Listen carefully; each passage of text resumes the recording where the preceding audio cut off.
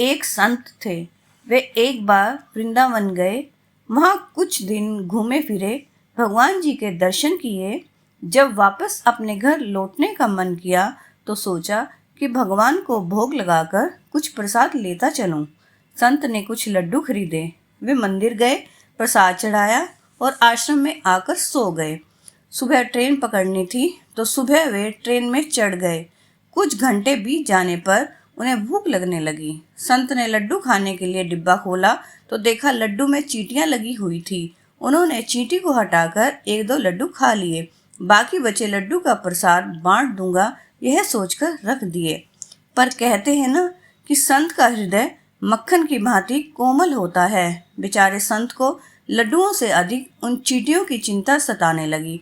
सोचने लगे, ये चींटियां वृंदावन से इस मिठाई के डिब्बे में आई हैं। ये कितनी भाग्यशाली थी कि इनका जन्म वृंदावन में हुआ था। अब पता नहीं ब्रज की धूल इनको फिर कभी मिल भी पाएगी या नहीं। मैंने कितना बड़ा पाप कर दिया, इनका वृंदावन छुड़वा दिया। नहीं, यह मैंने ठीक नहीं किया। मुझे वापस वृंदावन जाना होगा। संत ने उन चींटियों को वापस उसी मिठाई के डिब्बे में सावधानी से रखा और वृंदावन की ट्रेन पकड़ ली।